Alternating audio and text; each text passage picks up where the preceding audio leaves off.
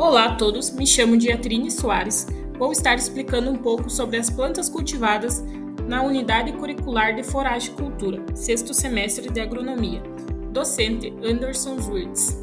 Vou estar comentando então sobre a minha primeira cultura, que seria o milho doce. Ele não é tão indicado para pastagem devido ao alto custo dele. O sistema de pasto é utilizado em pastejo rotacionado ou silagem para ruminantes.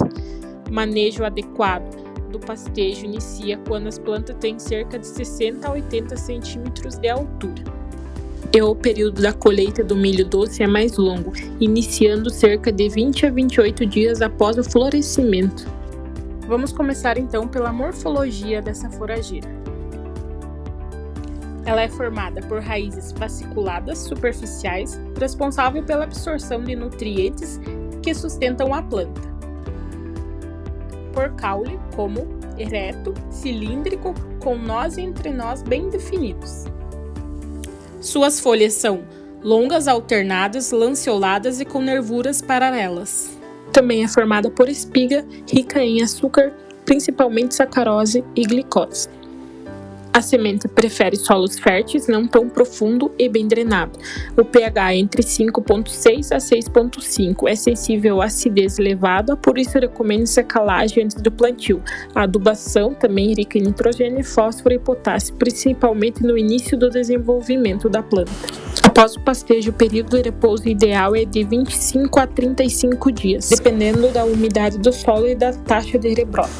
Agora vamos com a minha segunda cultura, que é o amendoim forageiro. O amendoim forageiro é uma leguminosa perene muito importante para a pecuária. Pode ser aproveitada para pastejo direto, fenação e até mesmo como cobertura verde em sistema agroecológico. Sua presença nas pastagens aumenta o valor proteico da dieta animal e dispensa o uso de adubo nitrogenado, tornando o sistema mais econômico e sustentável.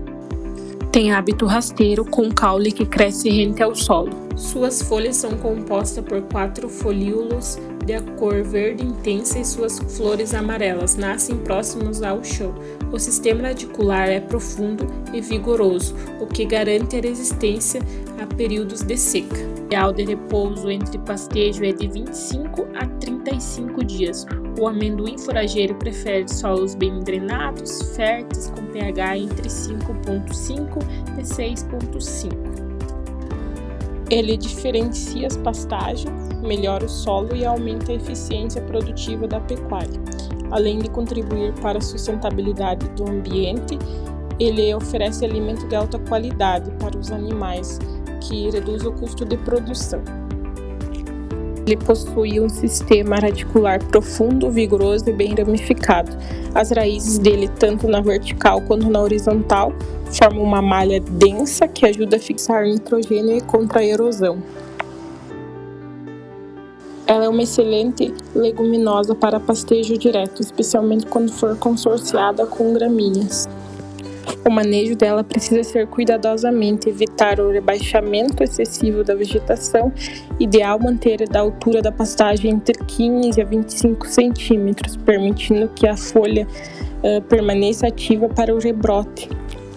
Ele também é bem aceito para os animais porque possui um teor de proteína de 18 a 25% e uma boa palatabilidade, com uma digestão alta que melhora o ganho de peso e o desempenho do rebanho. A propagação do amendoim forageiro é por mudas ou estolões, que a germinação das sementes é bem mais lenta. O plantio normalmente é realizado no início do período chuvoso. O espaçamento mais comum é de 0,5 a 1 metros entre linhas, garantindo o fechamento rápido do solo e uma boa cobertura vegetal. O amendoim forageiro é original da América do Sul, especialmente do Brasil. Ele está se tornando cada vez mais usado em países tropicais por seu alto valor nutricional e uma facilidade grande de manejo. Ele é uma ótima forageira porque ele aumenta o valor nutricional da pastagem, ele favorece a lotação animal maior por hectares, também diminui o custo com adubação e suplementação. Ela atua como planta de cobertura, reduzindo a erosão e aumentando a umidade do solo. Uma cultura então foi a cana-de-açúcar, nome científico Saccharia officinaria. A cana-de-açúcar é uma das culturas agrícolas mais importantes do Brasil. Além de ser utilizado para diversos fins, ela também é utilizada como foragem para alimentação animal, especialmente durante o período de seca, quando há escassez de pastagem. Ela possui comos espessos e suculentos, que armazenam sacarose e são suas principais fontes de energia. As folhas são longas e lanceoladas com bordas cortantes dispostas alternadamente ao longo do colmo. O sistema radicular é fasciculado e profundo, permitindo que as plantas explorem bem o solo e resistente a períodos de estiagem. Raízes que podem atingir até 2 metros de profundidade. Essas raízes garantem boa fixação da planta, maior absorção de água e nutrientes e melhor rebrotação após o corte. Sendo assim, é uma característica muito importante porque ela suporta um período de seca moderada, se mantém produtiva em diferentes condições climáticas. Mas mesmo assim, a preparação do solo, um solo tem que ser fértil, profundo e bem drenado, com pH entre 5,6 e 6,5. Essa cultura exige principalmente nitrogênio, fósforo e potássio. Por ser uma cultura resistente, não quer dizer que ela não precise de um solo fértil, profundo e bem drenado, pH entre 5,6 e 6,5.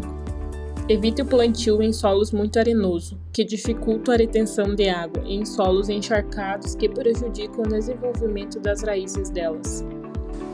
O ciclo da cana-de-açúcar, varia de 10 a 12 meses, dependendo do clima e da variedade. Após o primeiro corte, as plantas rebrotam, formando o que chama de soqueira, o que foi feito ali no campus, e pode ser aproveitado por 4 a 6 cortes consecutivos, antes da renovação do canavial. Então, como vocês podem perceber, foi feito o primeiro corte dela e a planta agora está em fase de rebrotamento. Entre um corte e outro, o intervalo médio é anual, permitindo assim a recuperação total da planta. Não é usada para pastejo direto, pois o pisoteio danifica as touceiras, por isso é cultivada em áreas específicas e cortadas para ser fornecidas aos animais.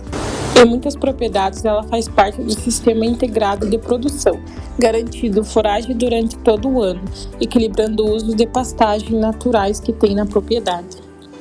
A propagação dela é por forma vegetativa, pedaços de calmos com gemas são retirados de plantas sadias e vigorosas, cortados em pedaços de 3 a 4 gemas, horizontalmente em covas de 20 a 30 centímetros de profundidade. A brotação dela ocorre de 10 a 20 dias após o plantio, formando assim várias outras raízes. Após 4 a 6 cortes, o canavial deve ser renovado com novas mudas para manter a profundidade das raízes. Resumindo então, a cana-de-açúcar é um volumoso energético, sendo excelente fonte de carboidrato para o gado. Ele é oferecido para o gado picado no coxo, podendo ser in natura ou ensilado. Também vou estar coletando a matéria seca dessa foragem. O primeiro passo seria coletar uma amostra representativa da matéria verde, ou seja, a massa fresca. Vou estar usando então um quadrado de 1 metro por 1 metro. Vou estar coletando a amostra, em seguida pesando ela. Após vou estar levando para secagem na estufa a 60 graus por cerca de 72 horas. Após a secagem eu vou estar pesando ela novamente e obtendo assim a massa seca. O amendoim forageiro eu obtive a massa fresca de 30,26 kg, a massa seca após a secagem foi de 16,78 kg. Eu fiz os cálculos. A foragem tinha 55,4 de matéria seca, indica-se que ela estava bem concentrada. Teve uns cálculos, então essa quantidade de amendoim forageiro alimenta um boi de 450 kg por cerca de 1,2 dias. O milho doce na coleta foi 59,33, a massa seca depois da pesagem foi de 13,45.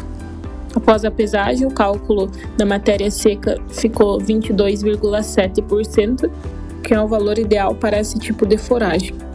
Resultado final, então, essa amostra de 59,33 kg de milho doce alimenta um boi de 450 kg por aproximadamente um dia. Esse foi o meu trabalho, então, apresentado na unidade de Foragicultura, e meus sinceros agradecimentos a todos. Muito obrigada.